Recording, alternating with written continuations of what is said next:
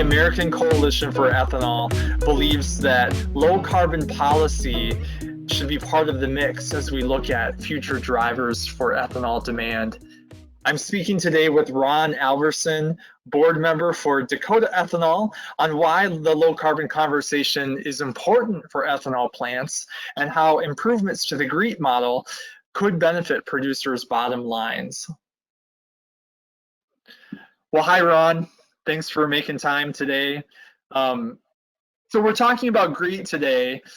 Help us understand this a little bit more. What is the GREET model and who uses it?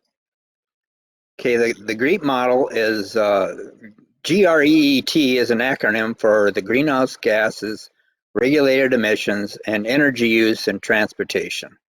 It was developed by the original author. Well, the author is Dr. Michael Wong, and he works for the U.S. Department of Energy at Argonne Labs in Lamont, Illinois, which is right next to Chicago. And he has a whole team of guys underneath him that work on this model on a kind of a continuous basis. And it's really the model of choice for almost all people interested in greenhouse gases and energy use and other emissions from transportation fuels in the world. So the effort and the data that they have in that model dwarfs any other effort. Dr. Wong developed this model way back in, I think, the late 80s or early 90s. Every fuel imaginable known in the world, an energy source in the world, is modeled for its life cycle emissions, from pumping oil to the refining to burning it or to transporting it to tanks and then into vehicles and emissions coming out the tailpipe. And for biofuels, it's different, it gets more complex. You have to determine, the greenhouse gases that were emitted all during the production process of the crops that are turned into biofuels. So it's really quite a piece of work, and everything's transparent, and you can trace everything, so you know exactly all the emission factors that they use for each point in the step for any fuel you want to model. Why should ethanol plants and producers care about the GREET model? Clearly the low carbon fuel markets is what makes this an attractive proposition for ethanol plants. Since the low carbon fuel standard market in California was established, it's about 10 years ago now, or 12 years ago, they've paid premiums to low carbon biofuel producers to the tune of hundreds of millions of dollars. So lots of ethanol plants, and in particular Western ethanol plants, Western Corn Belt ethanol plants, have captured a lot of value out of this. It's been a really good thing for Western Corn Belt ethanol plants because it's made them significant cash.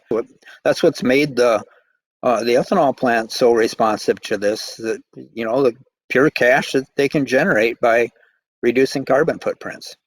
And it's turned all those ethanol plant management teams into carbon counters.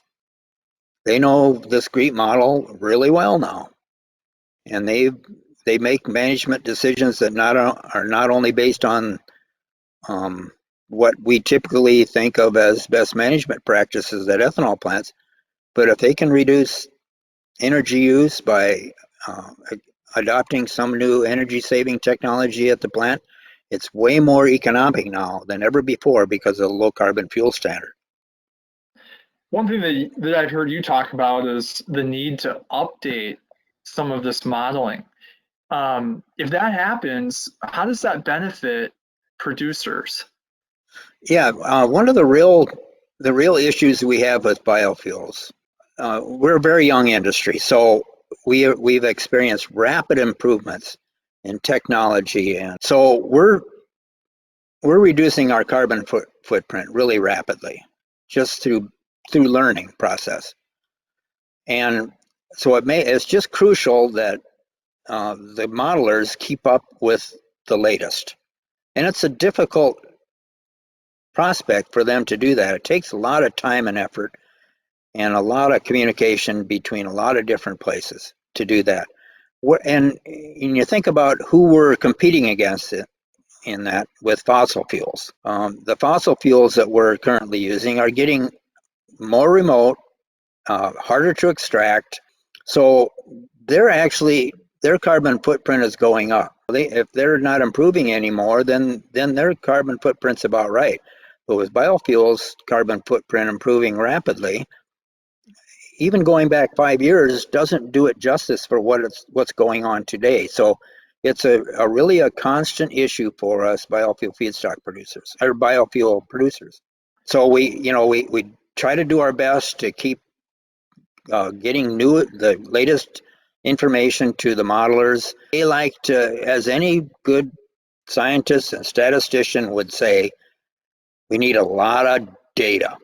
Well, Ron, we really appreciate your time and all the work that you put into this important effort, and we'll continue to stay in touch on this, and also we'll continue to keep people updated on the latest. So thanks for what you do. My pleasure, Nick. Thank you.